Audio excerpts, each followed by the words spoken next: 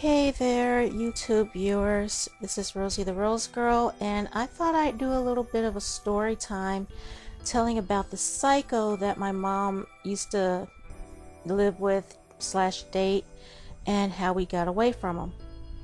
Okay, this psycho's name was Bill, and I met him when I was about 4 years old. This was after my mom had to move out of the house that she was in to get me back after I was raped, and we went to live with him, but she didn't know that he was the psycho that he was.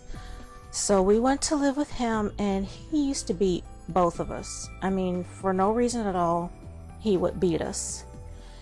And I mean, it was to the point to where when I was about 5 years old, I used to watch Wonder Woman a lot. And one morning I was like, I'm going to turn into Wonder Woman and I'm going to kill him. I thought this was a great idea. So I got up, I spun around and around, and nothing happened. And let's just say from that day to this one, I still don't like Wonder Woman. Anyway, okay, one time, this was about the last time that he actually beat me.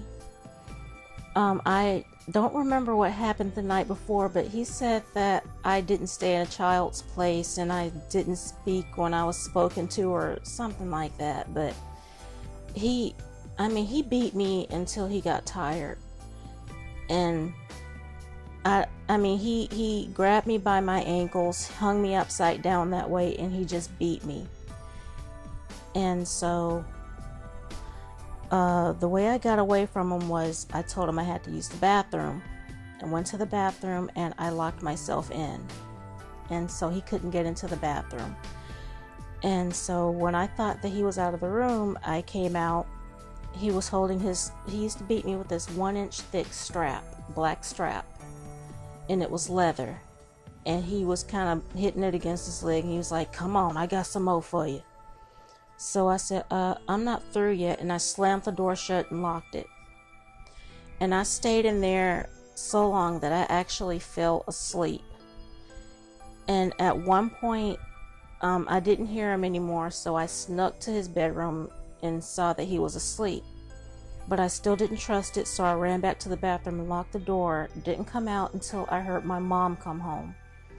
And I ran to her, and she saw my little dress, because I had on a little sundress, and he beat me so hard that the strap that went to the dress broke off. And so she saw that, and I'm not sure if it was that night or the next, but she packed all our things. She was listening to Atlantic Star, and because she loved Atlantic Star, and she was just in a really good mood. She was dressed up, had on makeup, and she was packing our things. And we left. She had a ride waiting for us, and she left. We left. And I told her that I was scared, and she was like, "Well, I tell you what, you can go back up to the apartment and I'll lock you in, but I'm leaving tonight." And I ran down the stairs. I beat her down the stairs. And so we went to live with my aunt and uncle, Patricia and Fred. God bless them. I love them. And she left me there because she had to work the next morning. And she went to hang out with some friends that night, and she left me with my aunt and uncle. And that morning I woke up, and Bill had found me, and he came to get me. And my Aunt Patricia was trying to keep him out. She was trying to keep him from getting me. And they literally played tug of war with me. She had one of my arms, he had the other. He won the war, and he took me and basically kidnapped me. And he drove me to different places around Birmingham. And I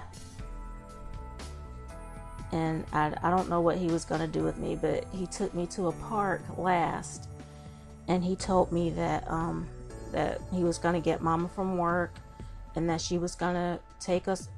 He was going to take us home. She was going to make us breakfast, and they were going to talk things over.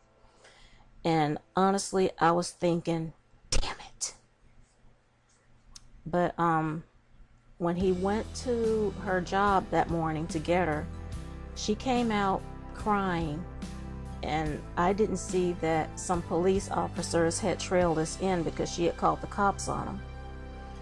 And I was let out of the car and ran to her. The cops told him basically not to bother her anymore, that if he came to bother her, they would lock his ass up, that if he came to do anything, threatened her, anything, they would lock his ass up. And they came to check on her actually 2 weeks later, and basically asked her if she had gotten back together with him, because abused wives and lovers usually go back to their abusers, and she was like, nope. And they were like, good girl. So I mean, he was a psycho. I mean, I have different stories about this asshole and how psycho he was.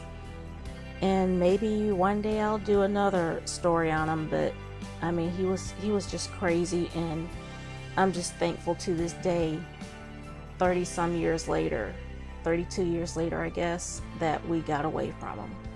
Because honestly, I believe that if we hadn't, he'd have killed both of us.